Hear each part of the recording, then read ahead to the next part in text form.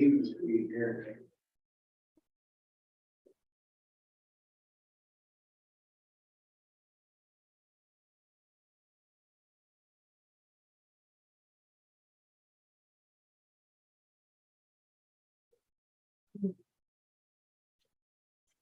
We're last.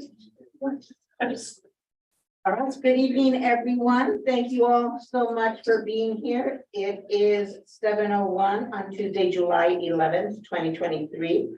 And I now call to order the 2120th regular meeting of the City of College Place City Council. Chair, will you please take roll call? Mayor Hernandez, Present. Councilmember Jessup, Present. Councilmember Cleveland, Present. Councilmember Peterson, Present. Councilmember Present. and Councilmembers Espinoza, Williams, and Sherman have asked to be excused. We do have a quorum. Great, thank you so very much. Will you all please join me for the pledge of allegiance? I Pledge allegiance to the flag of the United States of America and to the republic for which it stands, one nation, under God, indivisible, with liberty and justice for all. Thank you. Now time for public comment. Sherry, did anyone submit a comment in advance?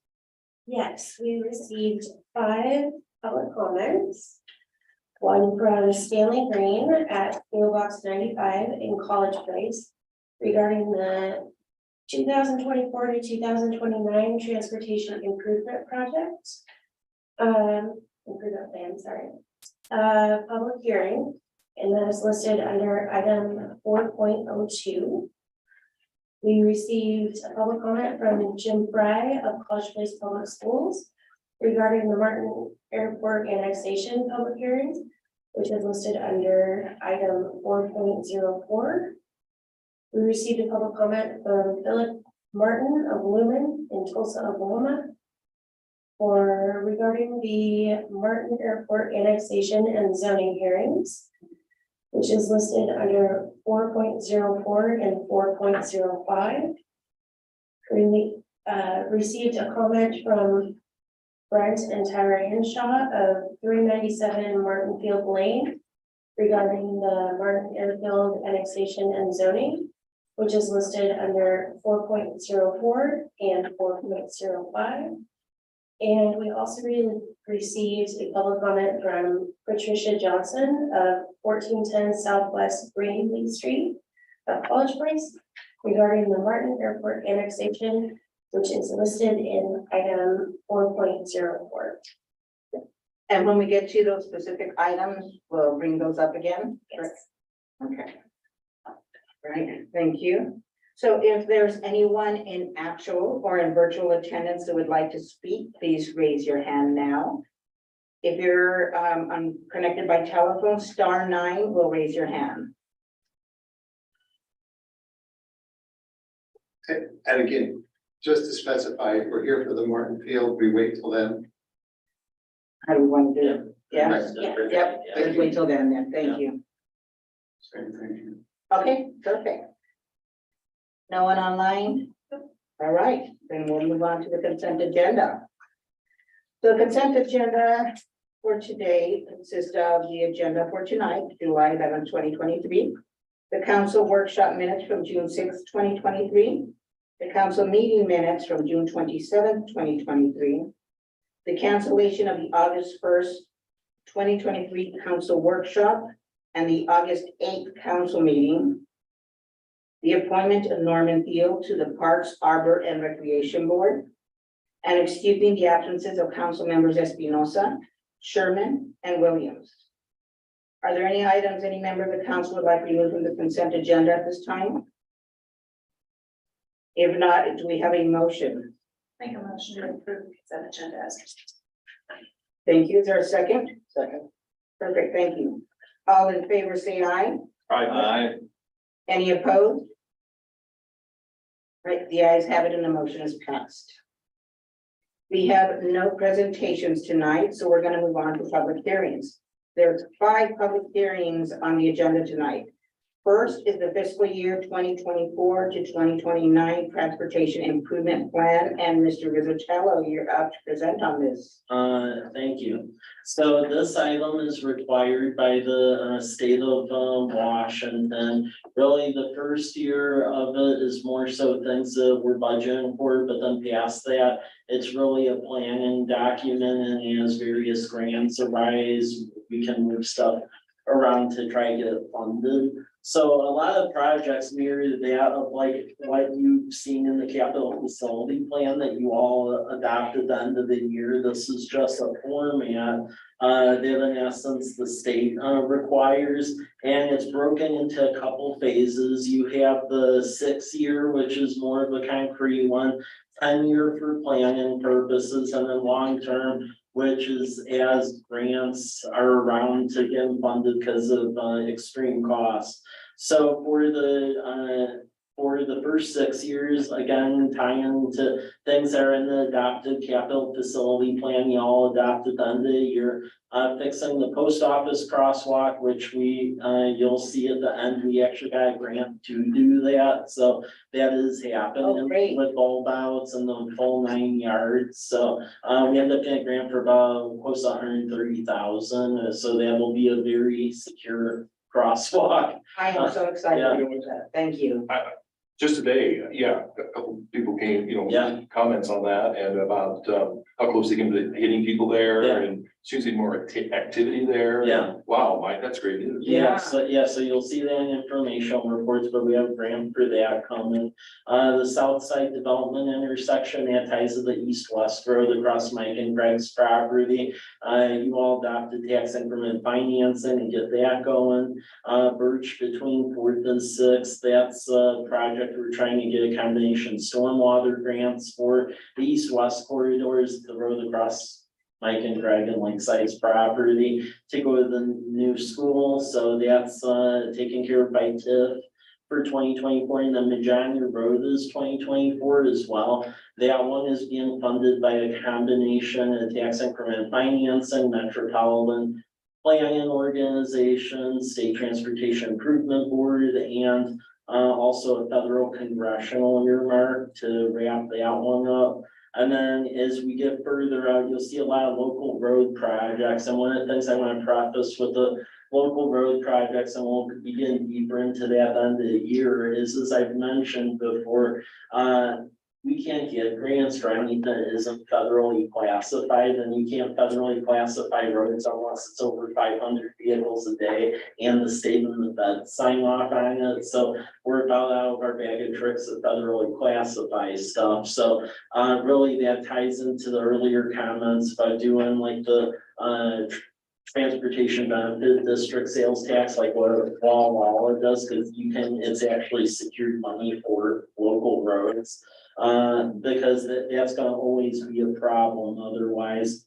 And then you'll see 12 listed in there, Davis and Ash Lyden. We wanna go for federal S4 grant to make that happen. And then fixing Whitman and Large further as development occurs. And then as you get further and further out, Myra Road, Garrison Village Way, we put that as a placeholder because that's Myra Road's owned by City of Walla Walla, so we'll be in partners with them, but they'll need to come in at the same time as us, and we continue to push for grants on that. And then the longer term plans is like fixing CM Large, eventually pushing Southwest 4th through to Homestead, to Marson and Pepper's Bridge, just fixing that up. And one of the public comments received, there's some concern about that. So when we broach that, it'll be trying to make sure that bikes can safely go through it. And we don't know. So that intersection will be working at, Mike, can you clarify which section of Tomarson this is? right at Pepper's Bridge, so where the curve is over by the Apple Credit Union. Got it, over okay. there. Thank you. Yeah, And then Jones and Clarence whenever that stuff takes off. So that is really the plan and document for those roads. Then we go further into the safe walk improvements, and we nicknamed it that because those are funded by the community development block grants we get from the state. And then also State Department of Transportation ped and bike grants, which we've been good at. So again, you'll see, so this year, we actually have the sidewalk going down 6th and 8th, which you're gonna break ground on that next week. Going next year, we're gonna put sidewalk on First between Davis and Academy Way. That'll be part of that lift station project. And then as you go further and further in, you'll see roads like B Street, 8th Street, and we just keep trying to put in those grants to actually make it happen. Then as you go to page 4, the block resurfacing, we dedicate our real estate excise tax REAP 2 funds, roughly about 30,000 a year, into a formal program to repave the block, because years ago, it just ended up that way, so we pretty much formalized it so we could actually plan around it. So you'll see that going in next year, we're dealing with Damson. We end up getting a transportation improvement board grant for that, for about 90% of that. And then repaving the roads that we took over in Autumn Meadows as part of that local improvement district. And then some other little roads around 12, like Cotter Place, and then 10th. And then it just goes on based on the pavement ravens from that study that was all adopted last year. So, and we had our on-call engineer check all this out to tie it with that pavement management study. So everything is all tied together. It looks like it's 9 of them, is that about right? Yeah. Okay. And then page 6 is a chip seal program. We use REAP 1 money for that. People get irritated at the chip seal, but when you don't have money to rebuild road, that's what you need to do to keep it going. So with the REAP 1 money, we basically dedicate in the range of 45 to 60,000 a year and try to hit a bunch of streets. So a lot of streets off of Bade were taken care of this year. And as we go into next year, Northeast Maple, parts of Southwest 4th, Northwest Evans, and then some of Elm and Highland Park are dealt with, and then it skips around in the subsequent years. And we just try to cover that methodically, especially the local roads, because going back to my earlier discussion about the fact that we have declining gas tax and no funded TBD. We can only do what we can do with what we have. So that entails the chip seal program, but really this is by and large a planning document. Stuff moves around depending upon grants and availability of money. All right. All right, any questions or comments from council? Like the intersection of Larch and 12, there's been some comments recently and observations about how busy that intersection has gotten. And I think it's because of some of the business shift maybe in the valley with some of the stores that were closed and whatnot. But is it still on the table of discussion about a roundabout there or something like that? Yeah. Yeah, it is. And in fact, you'll see later on, there's actually a resolution of support for a grant to go do 12th. The big issue with essentially with the grants right now with the larger roads is from a practical point of view. I don't believe we'll be able to get 12 and unless it's one of those large federal grants, but if we don't make it on the federal grant, I don't think we'll be able to lift both of those at the same time because Majani is about 9 million. Yeah. And the latest estimate I saw in 12 was in the neighborhood of like 13 million. So if we have all the eggs in the cart to be redoing Majani or the backup plan, if we don't get the Protect grant and the resolution supports later for the backup plan, is to at least do an overlay on 12. So between like College Avenue and Sky, because that's the part that's breaking apart. So at least if that Protect grant doesn't come through, we can at least overlay it and keep it going for a couple of years while we amass funds to do it the right way. But we did a community economic revitalization board study about 6 years ago, and what the result of that was, based on the analysis of traffic volumes, was that for that intersection, they recommended doing a traffic circle given the patterns that were being seen there. So the intersection of Whitman and 12th, they recommended a stoplight, but 12th and Larch was actually a traffic circle. It was recommended by PBI. Thanks, Mike. Yeah. All right. Any other questions from council? All right, hearing none. It's now time that, to open public comment. Sherry, I believe we had one person submit in advance. Yes, we had one comment for this item. From Stanley Green at PO Box 95 in College Place. All right, and that is included in council's packet. If there is anyone in actual or virtual attendance who would like to speak regarding this specific issue, please raise your hand now. And if you're by phone, *9 will raise your hand.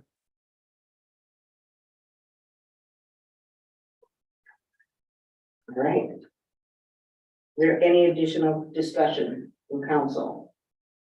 All right, is there a motion to close the hearing? So moved. Perfect. Is there a second? Second. Any other discussion?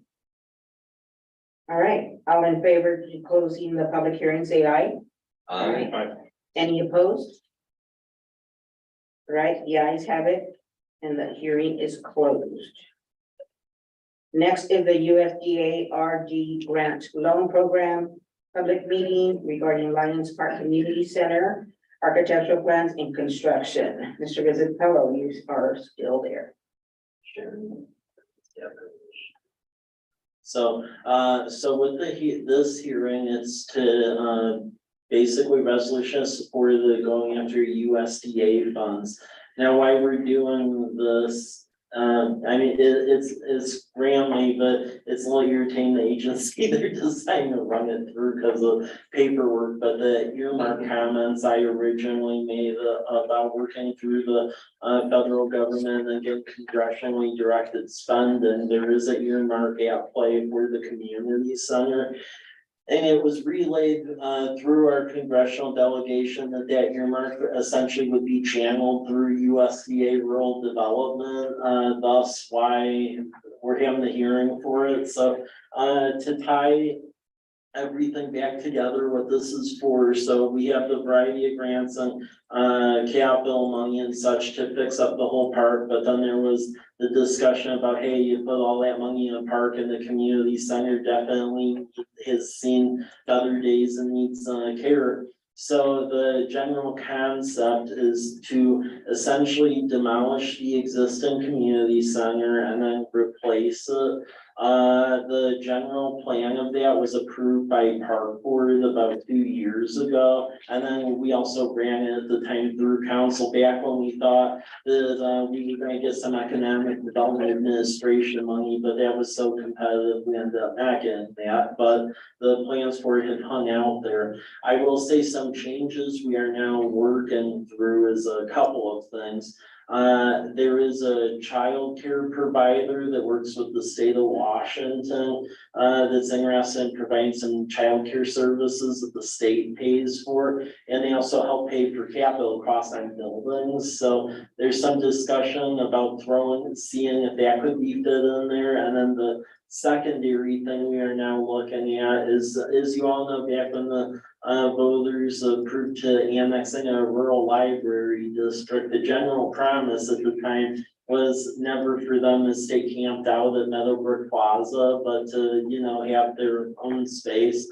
Well, what has ended up happening is they got some bids back because Tushy was ahead of us.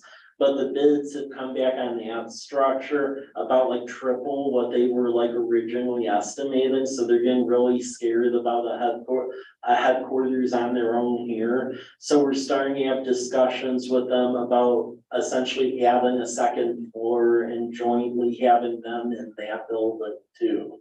So we're trying to see where all of that goes. All right, council, any questions or comments? No. I have a question, Yeah. Mike, regarding the library. Yeah. Is the library district going to be, throwing in some funds? Yes, that's already been communicated with them, because while there's cost savings to them, essentially having onto an existing building, it does increase the cost of it going up. So that has been expressed that if we were to do that, A, there's an agreement, B, they have to have capital money, C, a lease agreement, so there's shared operating and maintenance costs. And then also helping secure additional earmark state and federally. Because I think initially, if y'all remember the original plans of us going at it alone, the basement price at the time was around 4 million. And talking with Design West, we feel having them would probably bring it up to 6, but they've been putting money away to build their headquarters, but given the prices they're seeing like out at that Tushy building, if you extrapolate that out, them doing what they were originally planning would probably be in the neighborhood of like 13 and 19 million on that site by the high school.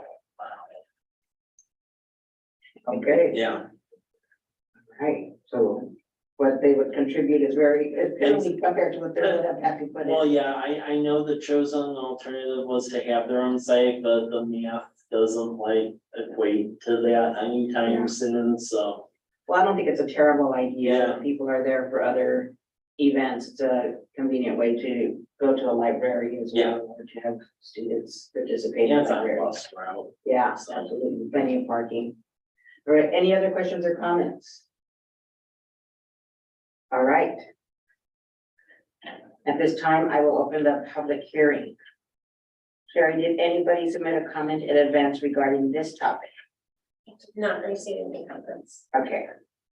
If there's anyone in virtual or actual attendance who would like to speak, please raise your hand now. Star 9 to use if you're on by phone to raise your hand. Okay. Is there any additional discussion by council? If not, is there a motion to close the hearing? So moved. Thank you. Is there a second? Second. Any other discussion? All right, all in favor of closing the public hearing, say aye. Any opposed? All right, the ayes have it and the hearing is closed. All right, Mr. Rickard, you are up to present on Martin Airport annexation. Thank you. So we have two presentations on the Martin Airport. So we've got the annexation itself, and then after this, we'll have the discussion about the zoning. So in the comment letters that you've reviewed, you probably saw some crossover there. So we'll try to just stick towards the annexation information in this first topic here. So Martin Airport LLC, under the signature of Evan Corliss, made application to annex approximately 235 acres, plus or minus. We first brought this to you back in June on the 23rd. At that meeting, it was decided to geographically modify the annexation area to include the right of way of Whitman Drive, require the simultaneous adoption of zoning regulations, and then also require adoption of any of the city's indebtedness by the area to be annexed, and then of course set the public hearing date for today. So that's why we are here. The 235 acres includes 4 properties that are owned by Martin Airport LLC in some form or another. We do have Drew Davis with Paragon here this evening representing the applicant. If there are questions at some point during the public hearing. We don't know what the development proposal with, that's not why we're here tonight. We have been invited, and have seen, some conceptual stuff, you know, houses, expansion of the airport, hangars, airport related activity. That's about as much as we know. There's been no application submitted to the city, so there's not anything that the city can share, other than just a small glimpse of what we've seen. So part of the process, the process that we're working through is the 60% property, it's the method of annexation is the 60% petition annexation method. That method requires that the applicant have at least 60% of the assessed valuation in the area proposed for annexation. We went through this in greater detail at our first meeting, but essentially what it amounts to is that the applicant does have an excess of 60% of the required assessed valuation, so that's what enables the council to to force other properties to be included in the annexation area. We do have two other properties that are known as there's one that's the Richie Gonzalez. It's on the assessor's property record, you'll see it as Richie. But there must be a contract in place for the Gonzalez family to purchase it from the Richies. So, and then there's the Henshaw property. Both of those properties add up to just under $700,000 in assessed valuation, whereas the Martin Airport properties add up to $2.7 million.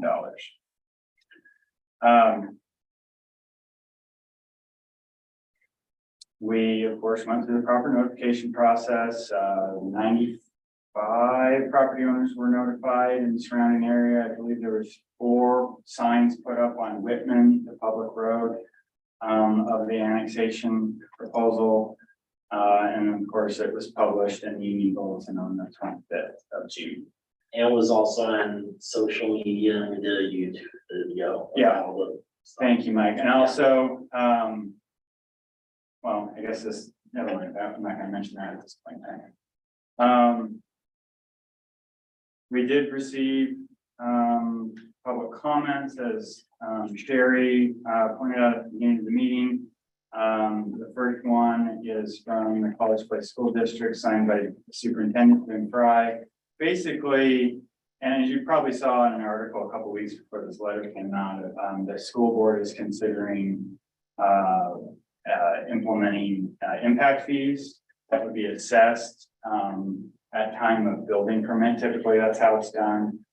They have a process that they have to work through under Washington state law. And then the council, there's another process the council would have to agree to collect those fees at development. Essentially what this letter is putting the city on notice that the school district is concerned about growth, and that it impacts their ability to serve the families in terms of capacity. So that's that letter. And then we received, there was some confusion I saw when Lumen was mentioned. So we always in the notification process, we notify our utility companies of these annexations and Lumen's. They have kind of a standard response on all developments where they assign a project number to it and tell you that they have utilities in the area, and when a development actually takes place, they'll assign an engineer to it. And so it's kind of a development related, kind of a little bit irrelevant to the application, but nonetheless, we received that. Then the Henshaws, Brent and Kyra submitted a comment letter. They reside at 397 Martinfield Lane. It's roughly a 10-acre piece of property that they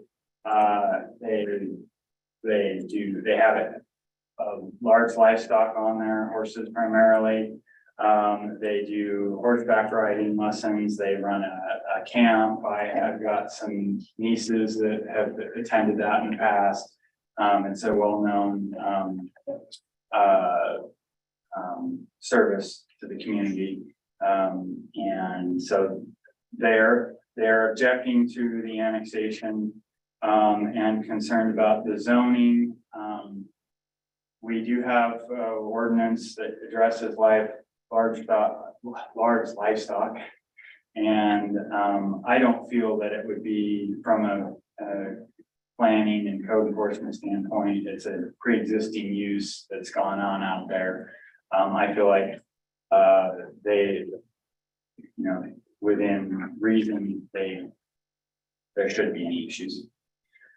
They've asked that and this kind of relates to the next topic, that they've asked that the zoning,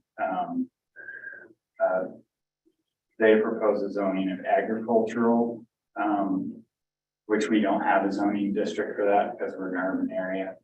We have a right to farm community. We have active farms in the city, for instance, Hayshaker Farms.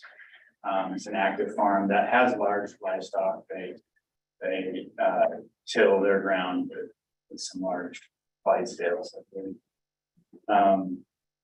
So there's that letter, and then the other letter that came in was from Patricia Johnston, and she lives at 1410 Southwest Greeley Street, and which I believe abuts right up next to the Martin Airport property, the ag portion of it. And she objects, she grew up on a farm and enjoys the farmland. And as she urges, as development occurs, she urges that we consider environmental and ecological concerns addressed through including water issues, preservation of wildlife habitat. So I think that covers everything regarding the annexation area. We're not asking you to make a decision tonight. That would be done likely at a meeting in September, and I'll explain that a little bit more when we're talking about the zoning part. Are there any questions? So any questions from council? And you all have reviewed you all have the letters as well. Okay, all right. So if there's no comments from council at this time, I will open the public hearing. And we know that we did get some comments in advance. Sherry, is there any others other than what John shared? The four that John shared. Okay. If there's anyone in actual or virtual attendance who would like to speak regarding the Martin Airport annexation, please raise your hand. If you're on the phone, *9 will raise your hand. We have an attendee that would like to speak. All right, please step forward. You can sit up right next to John.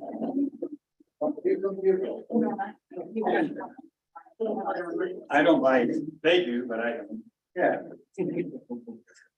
Okay, Alan Fisher, longtime user of Martin Field, flight instructor, and. I hate to interrupt. Can you tell us your address? Yes, Great, thank you. 857 Southeast Covey Court. Thank you. Okay, thank you.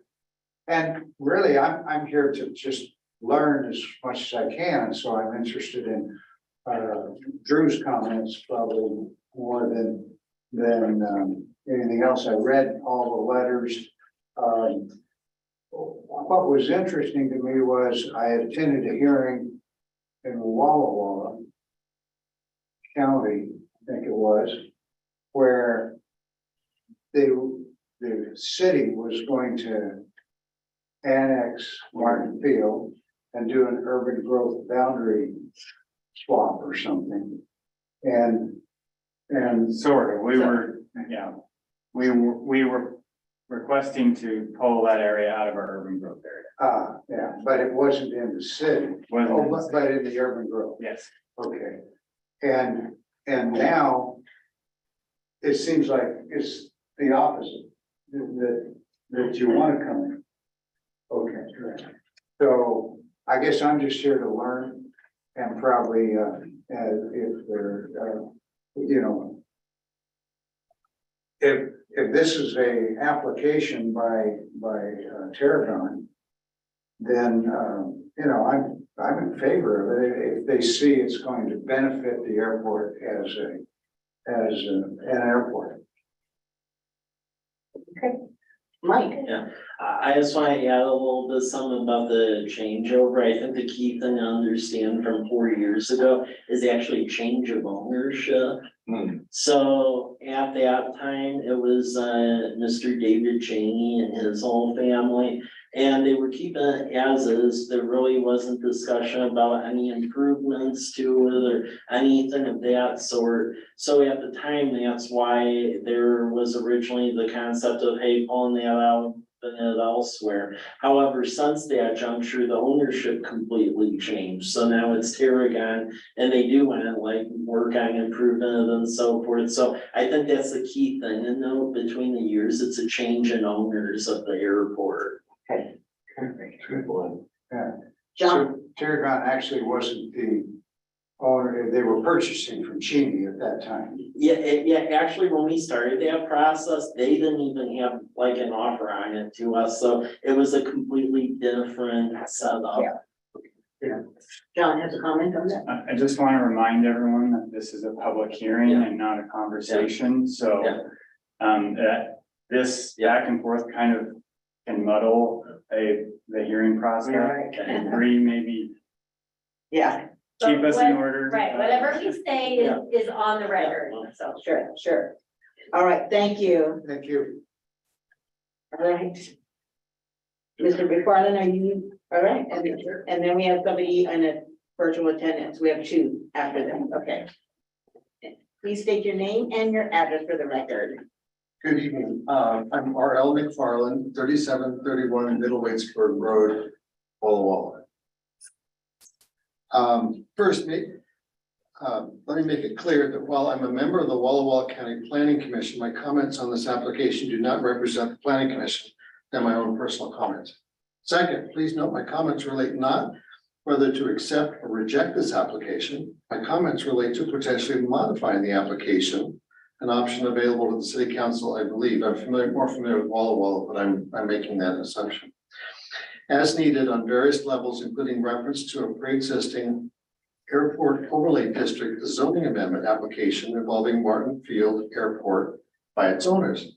It's my understanding that the Martin Field Airport Overlay District County Zoning Code Amendment application has not been retracted by the applicant. It simply went on hold at some point in time in the past and remains on hold. Please keep the following in mind, and I suggest you research how to clarify what could otherwise be a very confusing scenario. One, the Martin Field Overlay Zoning Code Amendment application was filed by Terragon Northwest.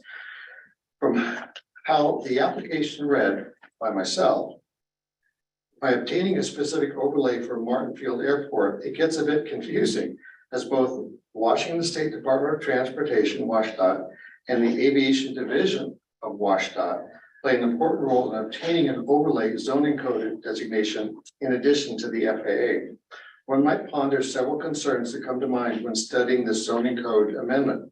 A, the original overlay application, CPA 21-001, was filed by the owners of Martin Field Airport with Walla Walla County to be included as part of the Walla Walla County 2021 preliminary docket.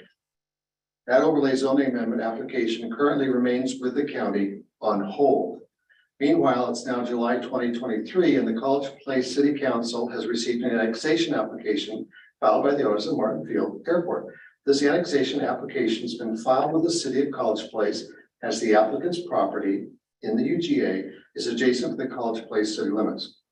But wait, the applicant has a pre-existing airport overlay district zoning code amendment currently on file and hold with Walla Walla County. This begs the question, what happens to the applicant's on hold county airport overlay district zoning code amendment application if the applicant's separate current city annex application at a College Place is finalized? B, once established, an aviation defined overlay district that overlays the community, in this case, parts of Walla Walla, College Place, Walla Walla, and Walla Walla County, defines specific controls, air and land. We need to study these specifics to best understand all of this. on the properties, both private and public, within and under that overlay. In other words, going forward into the future, the overlay potentially defines a variety of specific limitations on affected property owners if they ever choose to seek some type of property development in the future. Please learn more about this for yourselves, as it's really complicated. I sincerely hope the College Place City Council will take the time necessary to unfold this confusion and clarify it for themselves and the public prior to making a decision on this application. Once you vote and authorize this annexation, if you refer to the applicant's required secret questionnaire, it's questionnaire number 7 dated 6/20/23, it appears the applicant and others may have plans to file for development permits. I have the secret question here. It says, do you have any plans for future additions and expansion or further activity related to or connected with this proposal? If yes, explain. And the applicant's answer, yes. It is anticipated that upon annexation that one or more property owners of property will be submitting plans to the city for a mixed-use master plan development in accordance with the provisions of CPMSC chapter 14.100. This plan may include the continued operation of Martin Airfield, as well as airfield-related light industrial uses and residential uses that are compatible with airfield operations. These plans will be subject to a type 3 review, which includes an opportunity for public review and comment on the application, a consistency review by the city's development review team, and a public hearing conducted by the city's hearing examiner. The decision to approve, deny, or approve subject to conditions proposed master plan development is made by the city hearing examiner and may be appealed to Walla Walla County Superior Court. That's the end of their answer on the SEBA. Now this is back to me. I hope the city council takes specific note of the following sentence from the above. Quote, this plan may include the continued operation of Martin Airfield, as well as airfield related light industrial uses and residential uses that are compatible with airfield operations. Specifically, the mention of and residential uses that are compatible with airfield operations suggests the applicant may have interest in developing a residential air park. That's what comes to my mind. That means private homes in connection with airport hangars. I hope the city council ponders what this means in terms of affordability, something that is of the utmost concern these days. That a residential air park be developed. Are you comfortable with taxpayers assisting with the development, utility services, et cetera, of a less than affordable hybrid residential aviation complex? 2, and I'm just about. We're at 5 minutes, so you'll need that. I've got. You can submit your written statement to council.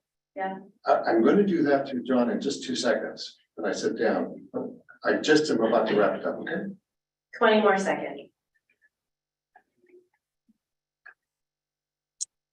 I urge the council, College Place City Council to take the time to review and watch a very interesting Growth Management Act workshop arranged last fall by Walla Walla City Manager Elizabeth Chamberlain.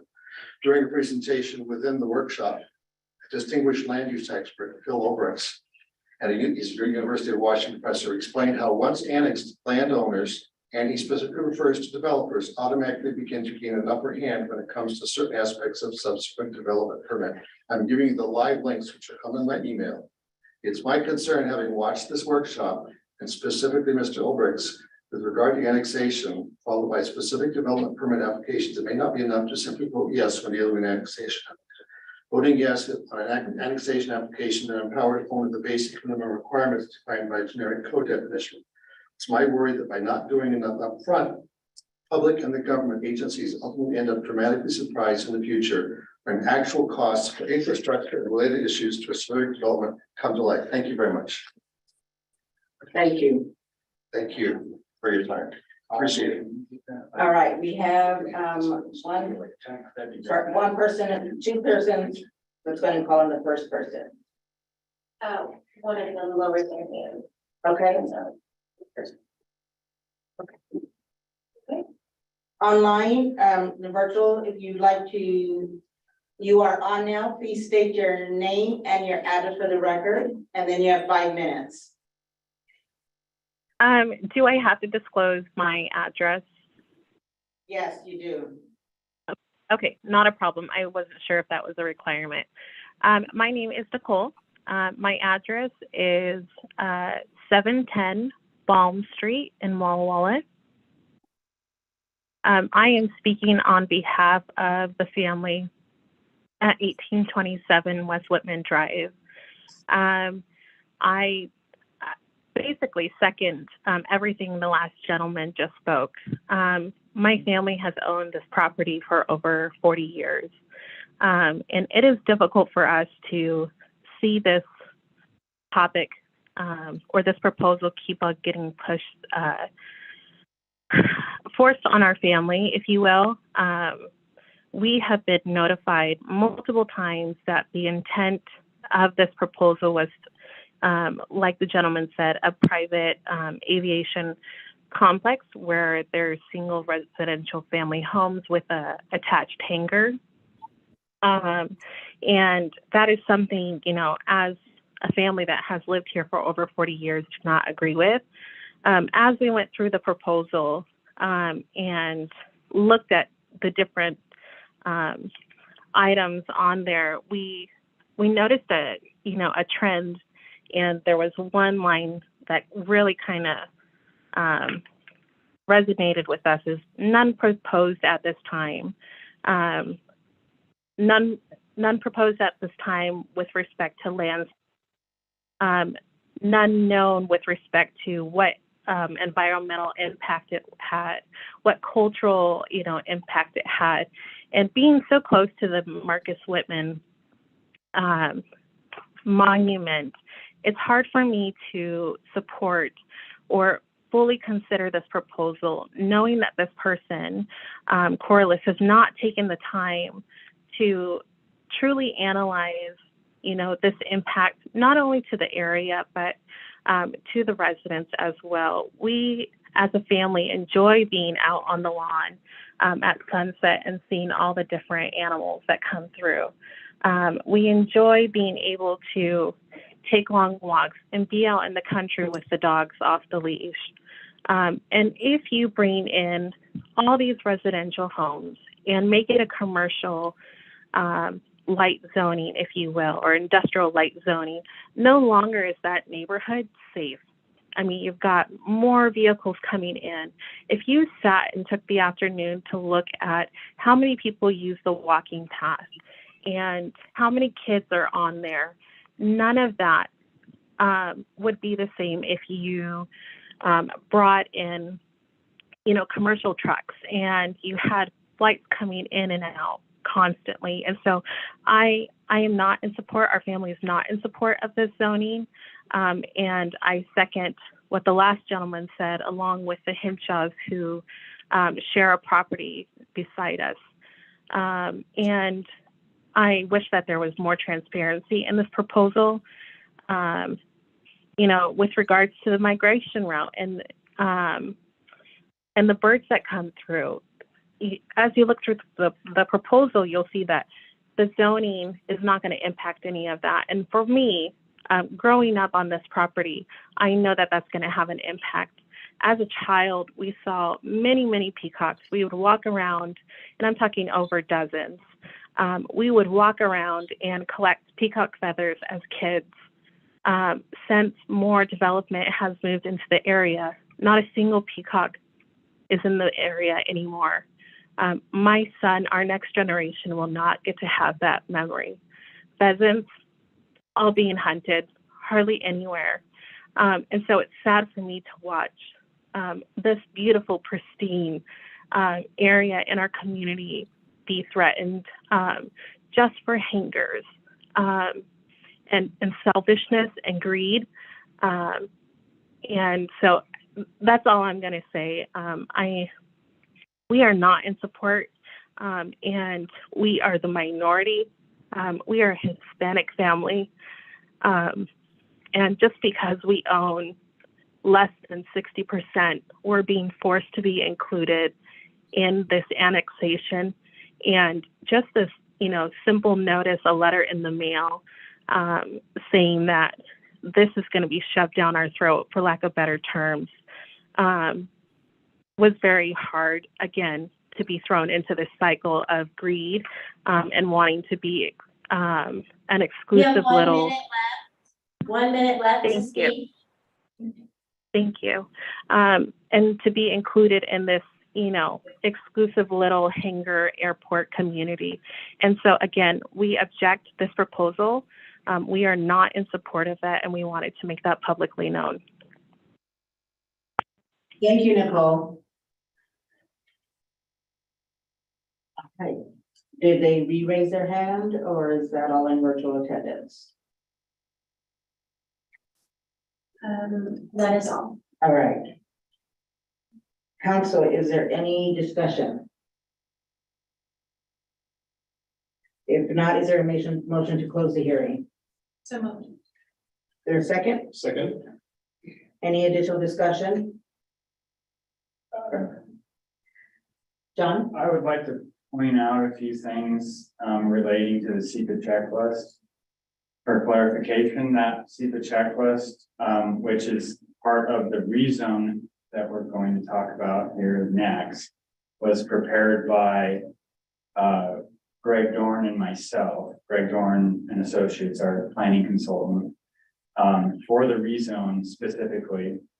SEPA checklists have portions in them where they ask about potential future development activities, and we try to best answer that question based on the limited knowledge that we've had and the abilities, what our development processes are. So like master plan development was mentioned in there as a possible route of development action.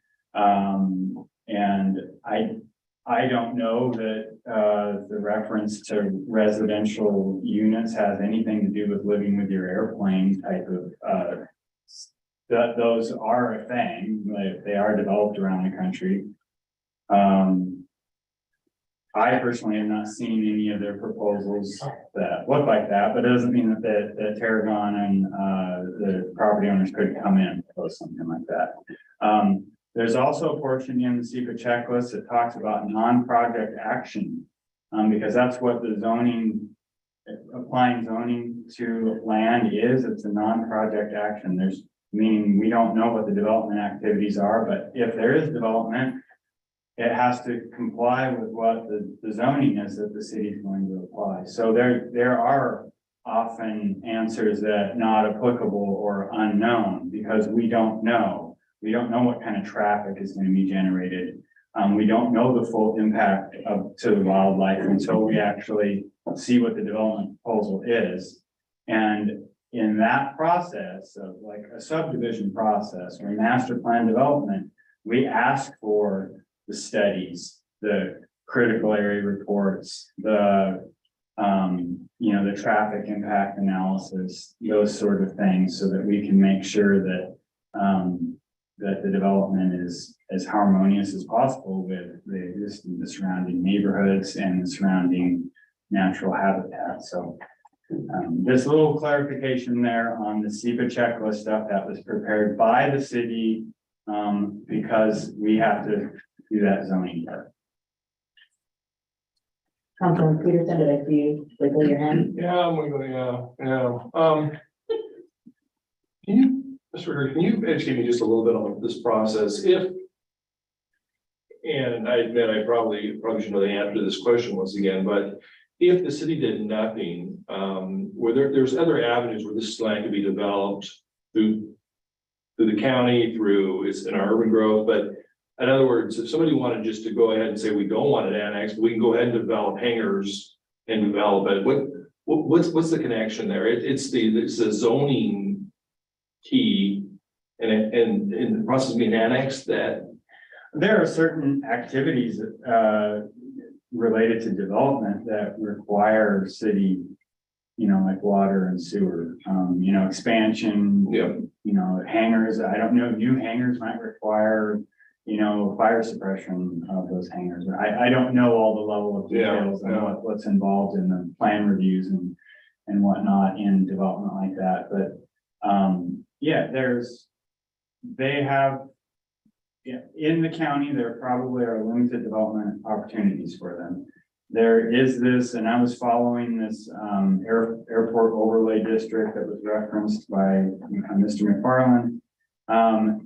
And according to Mr. McFarland, that's on hold. It hasn't been approved, so I guess it's on hold.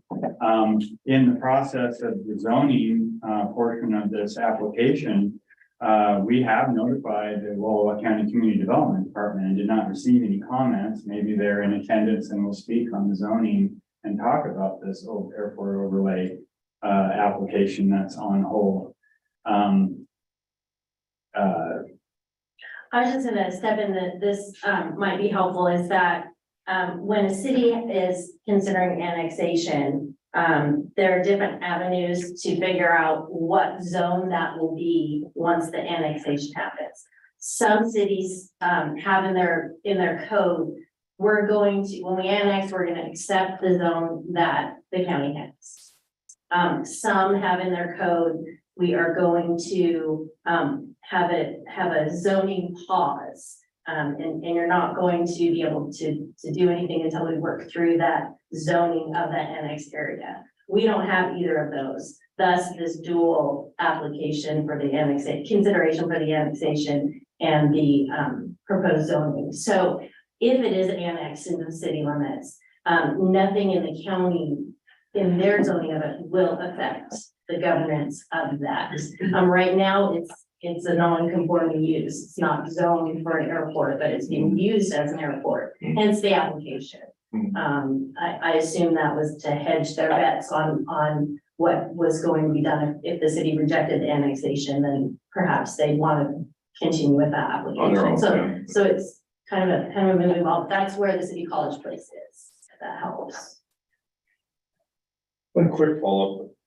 To connect to the city, when you look at it from an environmental impact, you're now going to be not drilling wells. You're going to be on the city water off our wells. And we're also talking about into our sewer system instead of private usage would be some other process of handling that. And if that expands, I'm just saying, I'm thinking that has less of an impact potentially.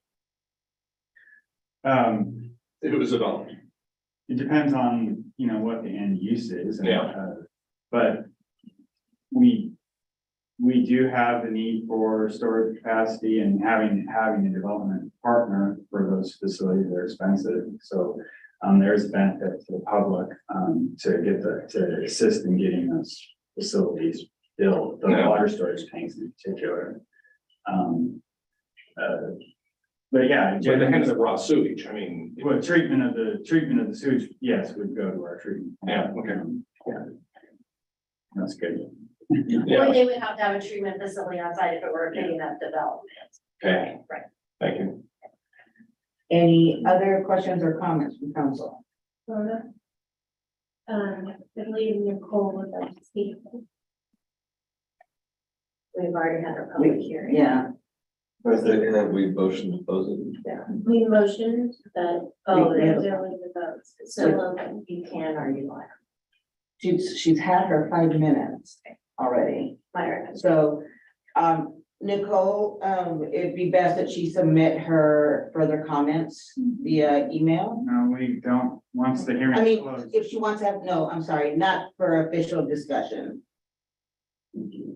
Never mind, I'm confusing We do myself. have a second hearing on the rezone part on this topic, so there isn't basically a second opportunity for her to speak.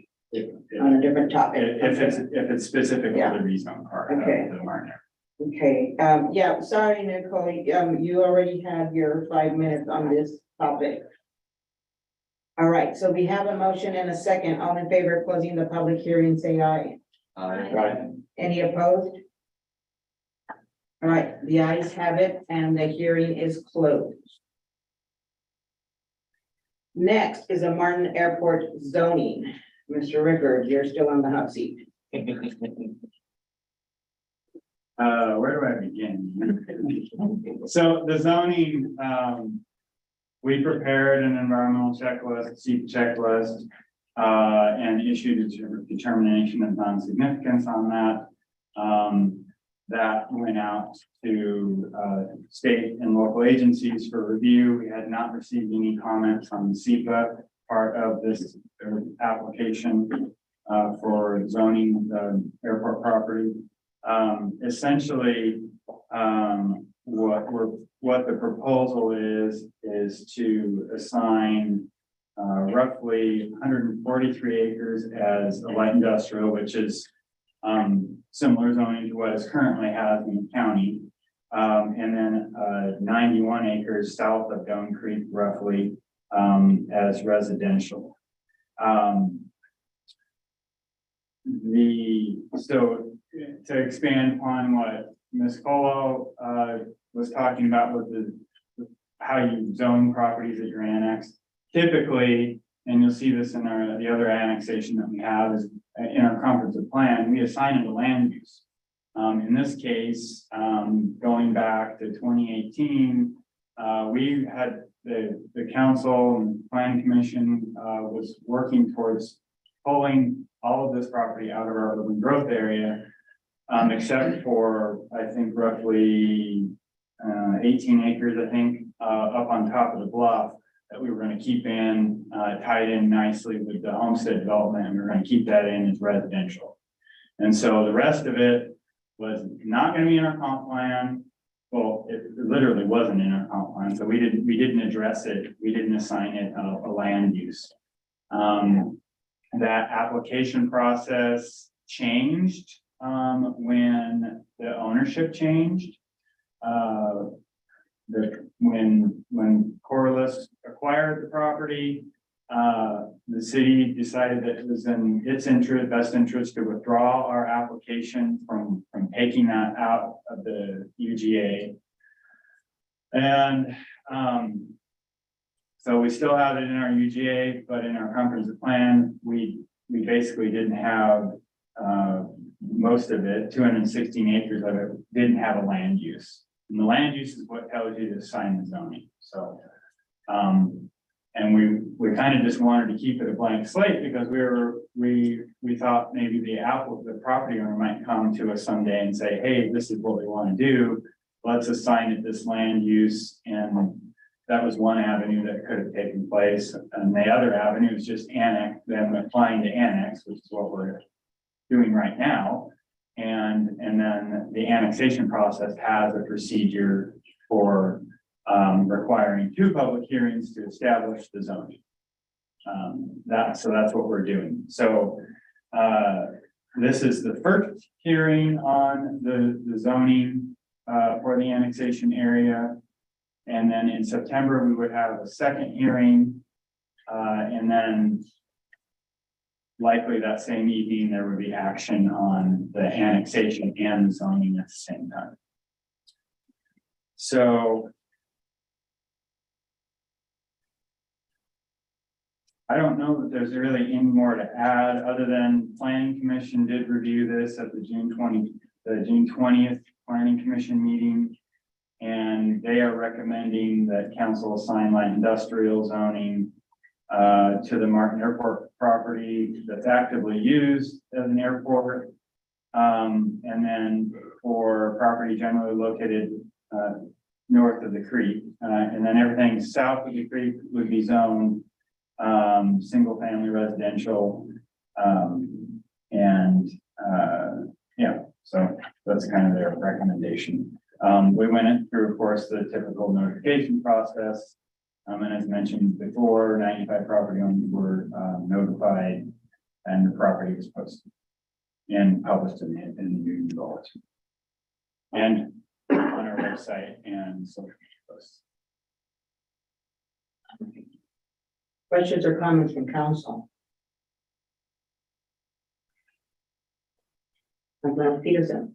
You spoke earlier about large livestock and some other areas. So with this zoning, these 2 zoning areas that you're speaking of, we codify or we can carve out for these people to historically to continue to use that land. Yeah, we have a pre-existing use category in our zoning code that allows pre-existing uses to maintain. But also, like I said before, we're right to farm community. Where Hayshaker Farms is located, that's a residential zone. And that's down off the Southwest 12th.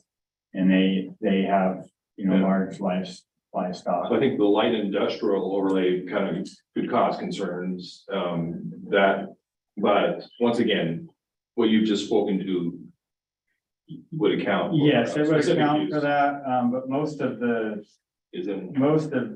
light industrial zone is on the Martin Airport property. There is some of the property that would, yeah, it'd be split. Okay, okay. Little zone. Based on the creek boundary. Just a quick question, when the homestead addition was added, which is close by, I wasn't here when that was done. Were there concerns for environmental concerns, then that did or didn't happen with the construction of all those houses nearby? Well, they went through the proper process and there's a lot of open space, there's a number of wetlands on the site, a lot of wildlife still out there. Because of all that open space along Gum Creek, and then there's the wetlands, on the west side of the homestead development, west of where the park is. So there is a process that you go through, to preserve those.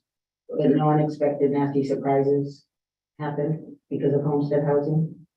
I wouldn't say there was any unexpected surprises. Okay, No. okay, just wondering, Yeah, it's so close by, yeah. okay. All right. If there are no further comments from council at this time, I will open the public hearing. Sherry, did anyone submit a comment in advance regarding the airport zoning? Yes, we received 2 comments, one from Philip Martin Lumen in Tulsa, Oklahoma, and one from Brent and Tyler Hinshaw of 397 Martin Field Lane Which are in your council packet. in the council back. So if there's anyone in actual attendance that would like to speak, please raise your hand now. All right, if there's anyone in virtual attendance that would like to speak to the airport zoning, please raise your hand now. *9 will raise your hand if you're by phone. Oh, yes, we have one. Okay. Person in virtual attendance, please state your name and address for the record, and then you have 5 minutes to comment on the airport zoning. This is Nicole again, address 710 Balm Street. I had a question with regards to zoning. So our property, the driveway to the property goes through the Martin Airfield Strip. How do you guys plan on specifically addressing that when you bring in the light industrial zoning and the commercial, or I'm sorry, and the residential zoning? Because right now, as it is, not that private drive. However, we know the people that use that road, and it's just our family and the Martin Airfield employees and one other property owner. It's not one that's used by the general public, if you will. Nicole, during public comment, it's time for you to speak. We don't do a question and answer time during public comment. So at this time, your question cannot be answered or will not be answered. Do you have anything more you want to make the council aware of? No. Okay, thank you. All right, council, is there any additional discussion? All right, if there's none, is there a motion to close the public hearing? So moved. Is there a second? Second. All right, we have a first and a second. Any additional discussion? Who can the public contact for further questions or information about the annexation zoning? Yes, sir. So for any further questions, the public can contact Mr. Rickard at the city. Thank you. That's a good question, Councilmember Cleveland. All right, all in favor of closing the public hearing, say aye. Aye. Any opposed? All right, the ayes have it and the hearing is closed. All right. John, you're still up to present on the row annexation. All right, the row property, so there's 3 properties owned by, the applicant in this row, 414 and 421 Northeast Lambert, 835 Northeast Spitzenberg. That area is scattered with, little pockets of county island. We discovered, this, that these properties were actually connected to, sewer. And I'm sorry, it's a little distracting, the conversation going on now. So the 3 properties were discovered to be, on sewer, and, at that point in time, our policy is to backfill for years. And, we calculated that bill up and then offered the property owner the option to, annex. If they applied for annexation, we would waive the backfilling on that. It's been connected since the 70s, so, I mean, we couldn't go back that far, but, the applicant agreed to annex, and, so, the land use for this property is actually commercial in this area. However, we assign based on use as well. So the proposed zoning for this land would be residential because there's the residential homes on there. It's a 60% annexation method that's being utilized. Obviously, the applicant has 100% of the assessed valuation for the area being annexed. We went through the proper notification process, notified 30 surrounding property owners. There were no other interested parties, neighbors that desired to be included in the annexation area. So, any questions? Any questions or comments from council members on the row annexation? Okay, there's no discussion at this time. I will open the public hearing. Sherry, did anyone submit comment in advance regarding the row annexation? No, I did not receive any comments. Okay. If there's anyone in actual attendance that would like to speak, please raise your hand now. If there's anyone in virtual attendance that would like to speak on the row annexation, please raise your hand. If you're connected by phone, *9 will raise your hand. All right. Council, any additional discussion? If not, is there a motion to close the hearing? Did you hear somebody say something? So, Okay, I'll second. all right. Any other discussion? All right, all in favor of closing the public hearing, say aye. Aye. All opposed? Right, the ayes have it and the hearing is closed.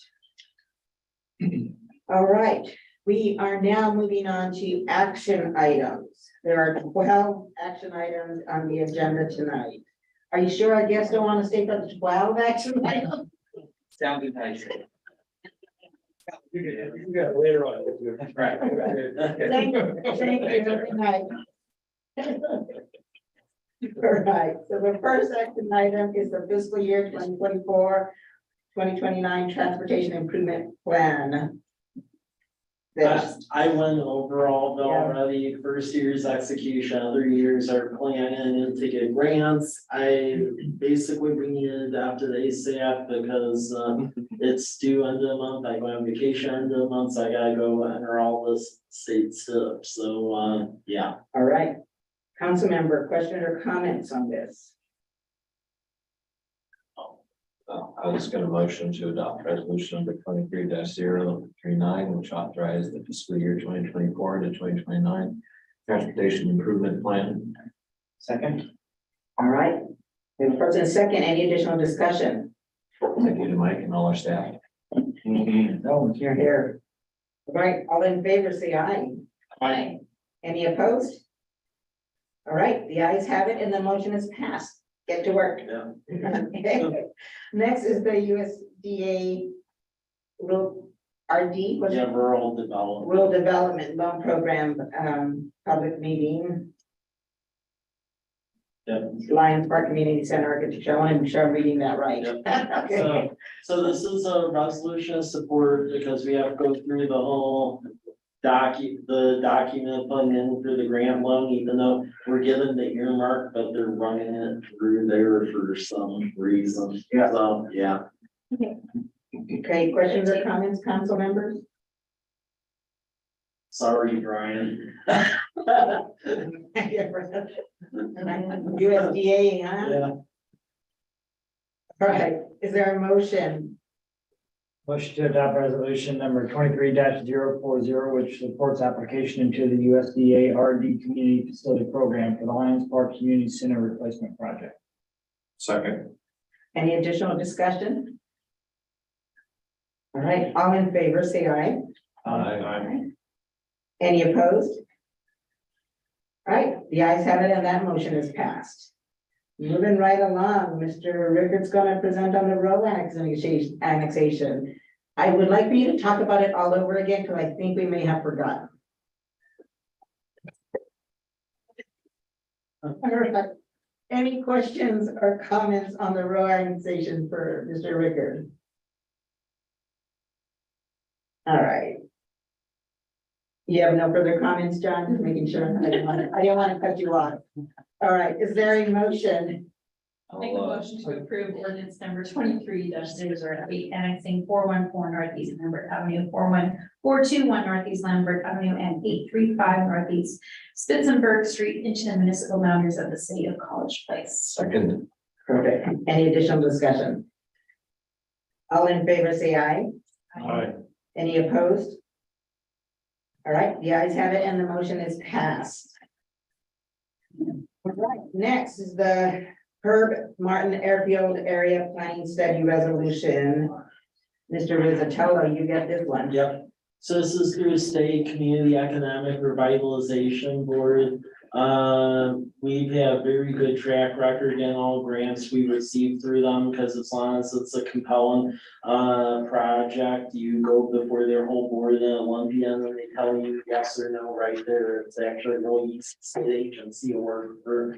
So this would relate going to them for planning and engineering dollars, so we actually can do the assessments around Martin Airfield, and it's partnering with Aragon to do that. The state curb board, they provide site readiness and planning grants of up to 80% of cost. So Okay, so I'm saying that the study will help identify infrastructure Yeah. planning needs within the area. Yeah. Okay.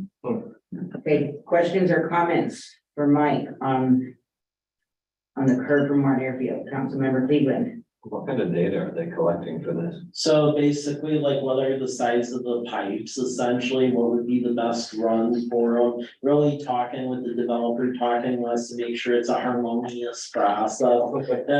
Because then, you know, we're able to better plan, there's more concrete costs all around. It's just the way it goes, that's why the state has that program. So that way everyone gets together on the front end and you don't have dual plans.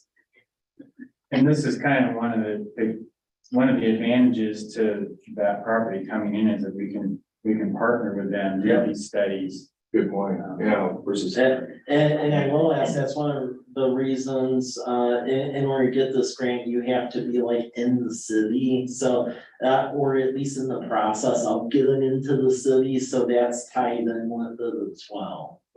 Okay, so this grant will not be applied for. Well, I mean, we're already starting to work on it, but essentially we'll be like in a holding pattern. I see, so they don't decide, okay. Yeah. I got it, there's time, okay. And Mike, will this study help identify any, let's say, glaring red flags Yeah. that might potentially cost the city and taxpayers excessive amounts of money? Yes, in that program, it looks at environmental, transportation, water, sewer, storm, the whole nine yards. And that same program, I'll say in years past, We've successfully used it when we did that study about like a Fox Industrial building, and then also, that study to evaluate the large intersections, 12th and large and Whitman and large, that directly came out of a curb grant. I just want to make sure that a private plan does not cost the citizens Yeah, a large amount of monies to benefit a Yeah. private property owner. yeah. Okay. Any other questions? Yeah. Councilmember Peterson. So Mike, this is specific obviously to Martin. Is there any thought given to, future sizing of pipe, let's say? Yeah. And activity like that, of what if another development occurred even, further to the west? Yes, so you can essentially project that out, and that's how we would write the application and just look at the overall area, so that way there's a general plan in the future, so there are no surprises. So yes, that would handle that. And there are the latecomer agreements, in exchange for perhaps a developer building something greater than they need.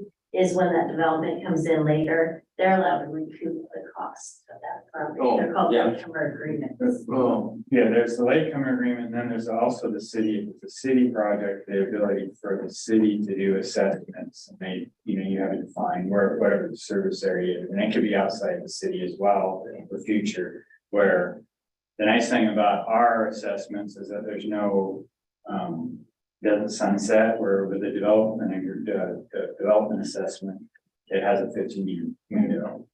yeah, because the scenario is you lay 2 miles of 3-inch pipe and Yeah. then you wish you'd done 5-inch pipe, and okay. Yeah. Any other questions or comments? If not, is there a motion? I move to approve resolution number 23-041, authorizing supporting community economic revitalization board, CERB, application for the Martin Airfield area conceptual planning and site readiness study. Second. All right, we have a first and a second. Any additional discussion? All in favor, say aye. Aye. Any opposed? All right, the ayes have it and the motion is passed. All right, let's keep going. Next is the resolution of support for Federal Department of Transportation Protect grants related to the reconstruction of Southwest Majania Road and Southeast 12th Street. Okay, so a lot of these next items are gonna tie in earlier comments of the transportation improvement plan. So there's a program called Protect that has to do essentially with climate change and emergency evacuation routes. So you can actually get federal grant money if you have like an adopted NAPWA emergency evacuation routes. And Southwest Virginia and Southeast 12th, they have to be designated emergency evacuation routes. So the premise of this grant is to basically utilize as a match the money that we've amassed for Majania Road and use that as a match and try to get the Protect money to pay for all of 12. I like the word all. Okay. Whether it works is a whole nother thing, but we will try. All right. Council members, questions or comments? All right, any additional discussion? All in favor, say aye. Is there a motion? Sorry. I meant to say, is there a motion on the issue? Getting tired. Yeah. All motion to approve resolution number 23-042, which supports pursuing and accepting Federal Department of Transportation Protect grant funds for reconstruction of Southwest Majania Road, College Avenue, Blueview, and Southeast 12th Street, College Avenue to Myra Road, College Place East-West Connector Project. Thank you. Is there a second? Second. All right, any additional discussion? All right, now let's vote. All in favor, say aye. Aye. Any opposed? All right, the ayes have it and the motion is passed. Next, Mike's going to present on the fiscal year 2023 federal legislative agenda revision. Yeah, So with our successes securing the earmarks, we're, Mayor and I are going to DC for some final meetings on that, but then there's also opportunity to be going after additional money, so we actually had to add stuff to the legislative agenda to do that. So you'll see in there that we added in the community center, because naturally in the original one, we didn't have that because we didn't think that would ever happen anytime soon. Another thing we've added in is that there's some Department of Justice money floating around for replacement police stations. So you'll see in the capital project list, the addition of that. So we could start to have discussion about that. And then there's language about phase 8 for Highway 12, because since the local match was maintained on the state, now it's our turn to go for a mega grant from Federal Department of Transportation and make that a reality. And then also some language around broadband, and then opening up a program with Army Corps of Engineers. They actually have this like section 219 designation in a couple of states, where if a city goes to them and say, hey, help us, they pay for like 75% of the construction costs for like water and wastewater stuff.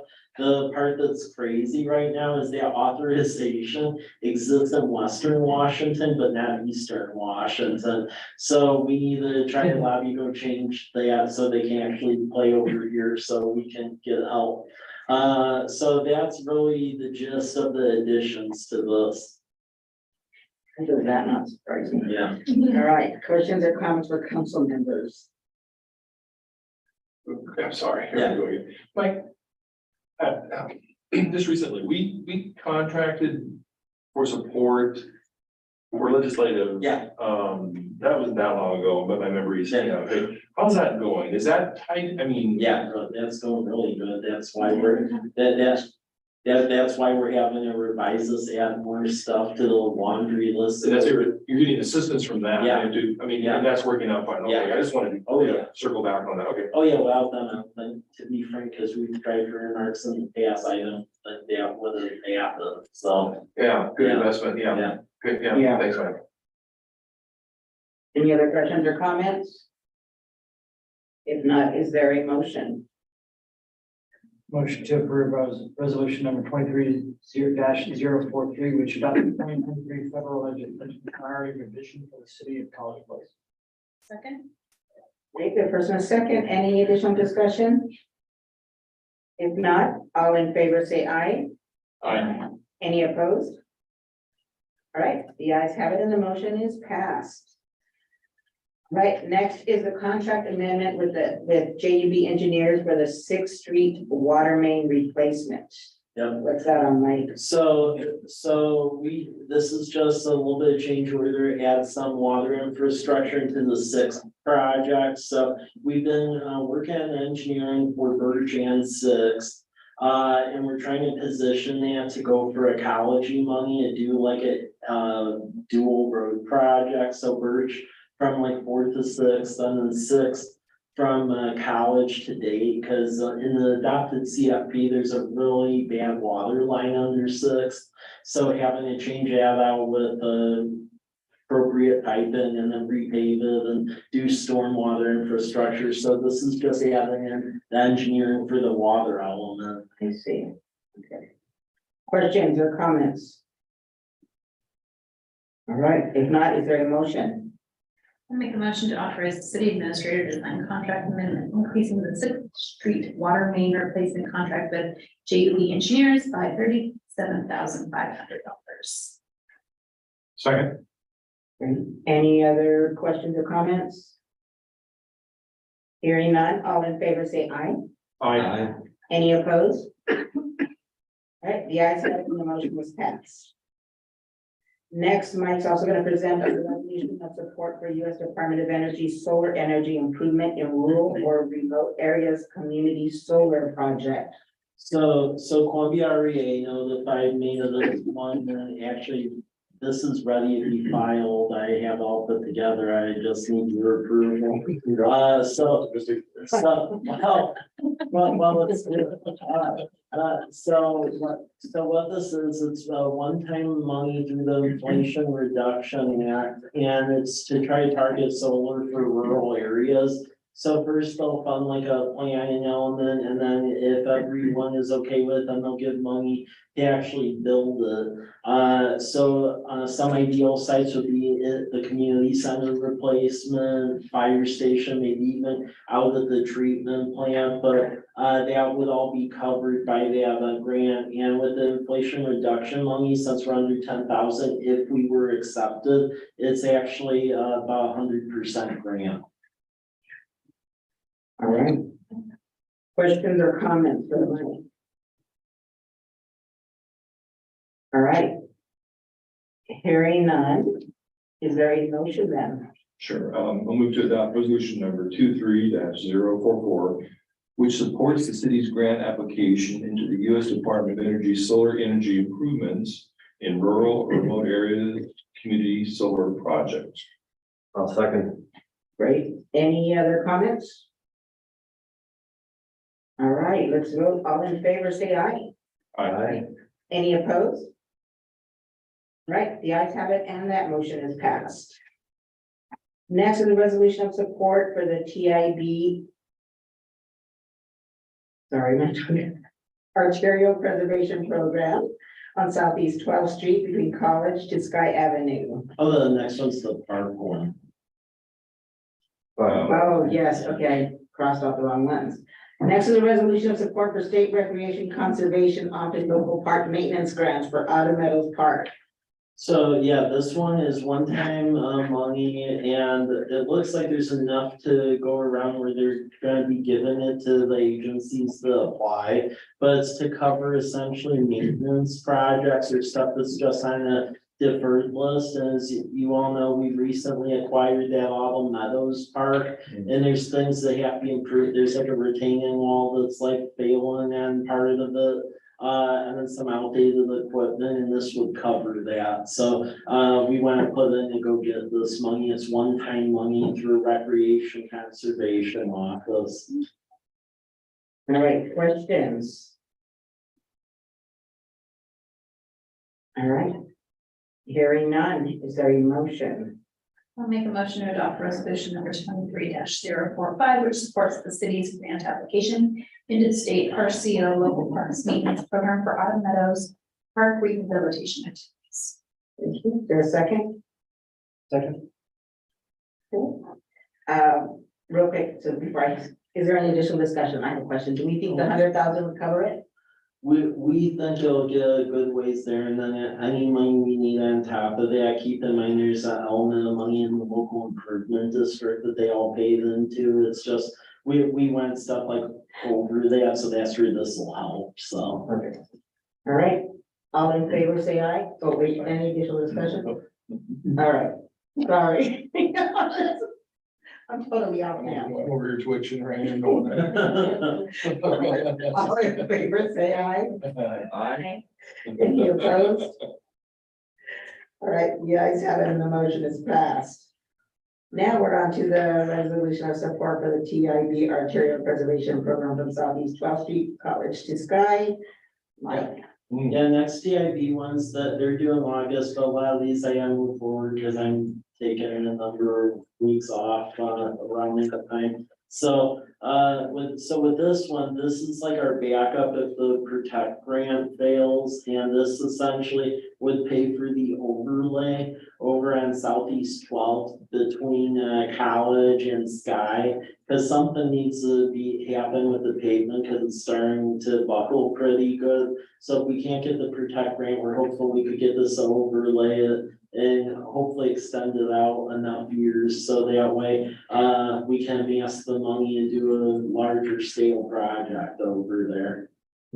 So if you do get the Protect grant, Yeah, then what? Does this just, so if we did get the Protect grant, then likely that we could just notify TIB and then essentially turn the money back if we get the full Protect grant. But this is like an insurance policy in case that doesn't work, cause I'm worried Majani or well grants everything is gonna clean us out.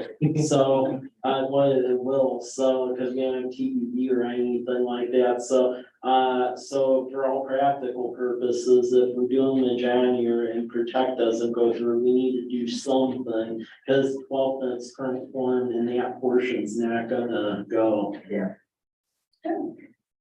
Any other questions? If not, is there a motion?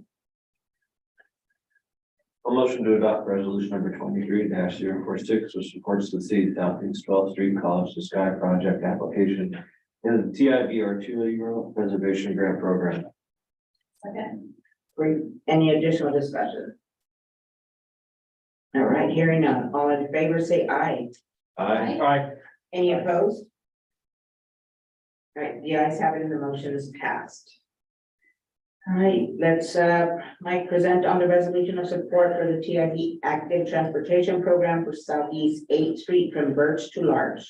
Yep, 8th Street is now federally classified, and we have some preliminary sidewalk plans over there, so this will pay for a sidewalk on 8th between Birch and Larch, because we have MPO grant money to pay for a sidewalk on 8th between Birch and College, and then the CDBG is gonna happen here at College of Aids, so this would just make it a nice seamless transition or the overlay. And then this also would include some money for a rapid flashing beacon in the Lions Park. Oh, great. Great. All right, questions or comments? All right, if not, is there a motion? Motion to adopt resolution number 23-047, which supports the city's Southeast 8th Street Birch to Larch Active Transportation Project application into the TIB or TIB Active Transportation Grant Program. Second. Go ahead. All right, any additional discussion? All in favor, say aye. Aye. Any opposed? All right, the ayes have it and the motion is passed. We are down to number 12. It's the last action item. It's a resolution of support for the TIB Urban Arterial Grant Program from South of Virginia Road, College to Blueview. Yep. So this one is just to provide the last puzzle piece of financing for Majani. So between the TIP, the MPO grant, and the other money amassed, this will essentially this would fund the delta of about 1.9 million. And when we visited with TIB the last time, is why it didn't go through, because we asked for quite a bit more. They said for our region, the sweet spot is right below 2 million, thus the 1.9. All right, any questions or comments? All right, if there's none, is there a motion? Sure, I will, move to adopt resolution number 23-048, which supports the city's Southwest Majana Road, College to Blueview reconstruction project into the TIB Urban Arterial Grant Program. I'll second. Any additional discussion? Okay, I'm glad that I'm not the only one that has, okay, I mean, I shouldn't have done. yes, Okay. What was that? she's got Blueview wrong. Oh, well, We know what you meant. we've had discussions about that. I was gonna say, I'm glad I'm not the only one that Blueview always like Yeah. gets me. They always have to stop in between. Yeah. Okay, let's vote. All in favor, say aye. Aye. Any opposed? Right, the ayes have it and the motion is passed. Thank you all for getting us through these action items. Let's see, now there are 2 administrative reports on the agenda and Mike is going to present on the draft cybersecurity plan. Yeah, so these two, the next two, just take a look at at your leisure. The first one is cybersecurity plan. Our current IT folks are taking a look at it. The previous one started to put this together. Main reason is because coming up here, through the Inflation Reduction Act, there's a lot of money coming down to pay for IT licenses and equipment and stuff through the federal government. If you have one of these in tandem with IT plan, and we already have the IT plan, so we just needed this, so take a look at it at your leisure. All right, council members, questions or comments? Mike, I saw cyber. A quick update, our issue with IT coverage. Yeah. Where's that at and how are you feeling about that? We have switched over, so IMESD that and that ended the end of June and as of July 1st, Price Computers took over. One of the things that was it was a little bit really bad timing is that IMESD finally got the approval from like Microsoft to go move to our Cloud 365. Literally as the changeover was happening, and there was a lot of licensing snafus related to that. I will say that a lot of that was not Price's doing, it was just bad double timing, but it seems to be going okay, so we're holding our own. We've already done interviews for the IT person, and we're working through that. So we should have someone in place, I would hope soon. Yeah, I'm more just, curious. Yeah. Okay, Yep, thanks, Mike. yep. Did all of you get access to your city email? Yes. Yes. No, Yeah. Oh, okay, well. I got the, Okay, I was gonna say, I need to do it. I could send the email out, but basically, what the email said I sent to your personal ones too, is that the old access, the OWA, the whole long one. That's gone away now, we moved to the cloud, you can log in like. Frankly, a lot of people would through the office website, so the portal.office.com, and then, then your username, the app cpwa.us and your password, and it goes right in, so. You guys all got that, right? yeah. It went to the personal too, just so you had the link. Yeah. Cause if you go to the original link, it shows that it like isn't going through, and that's cause it's no longer server based.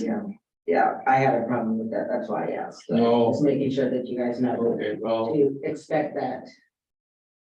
who knows, All right. Any other questions for Mike on the draft cybersecurity plan? All right, then let's move on to the city local road street urban forestry management plan. Take a look at this at your leisure. About a year ago, we got state Department of Natural Resources money to do a follow-up to the urban forestry plan for parks and arterials, so this covers all of the local roads. So now between both the plans, we actually have everything planned, so take a look at it. Questions for Mike? I'm anxious to see what my street says, so. All right, thank you, Mike. Yeah. All right, informational report, informational reports. There are 3 of them. Sorry, there's 3 of them, and topics are the pedestrian and bike post office crosswalk, which I am most excited. Please Yeah. thank Robert for that, because I know I shoved that one down his throat. He was new. And I really pushed that one. I'm most excited about the second one. About the water So tower. the second one, you all may remember this, cause this is like 5 years ago, so I put in for FEMA hazard mitigation money to go do the cross bracing on the steel tower. And then repaint it because of the old paint, and every time I would ask state and FEMA, they'd be like, oh, the grant's in queue. And I was like, well, what does the queue mean? Like, where are we at in queue? And they kept asking me a new person, and they keep saying in queue. Well, luckily we got the federal lobbyist, so he bugged folks, and it turned out someone like lost it in their desk, and they actually have it. No, they have it the whole time. So we're getting it. So right now they're running it up the chain of command, because one of the things I've asked is I was like, I have a whole chain of emails that I've been asking for this thing. I kept being told it's in queue, and now the cost is going up because 5 Right. years after fact, not our fault. So I think you should all go find whatever the difference is, because you're the one that lost it in your desk. So So that's the story with the steel tank, so inhuman, it was in a dusk. That means they didn't even check. Yeah, They just gave the line. yeah, Do you remember that? yeah. Who's that? Thank you. Yeah. I like it. All right, and the last item is recognition of Yard of the Month, which is on 512 Whitman Street. There's a picture of their beautiful yard there. And I appreciate them keeping our city beautiful, helping keeping our city beautiful. That is beautiful. All right, any other business for good of the order? We only have 15 minutes till 9, we can be sure. All right, do we have a motion to conclude the meeting? Is that a second? Second. Okay, there's no objection. I conclude the meeting the meeting is concluded at 8:44 PM. Thank you.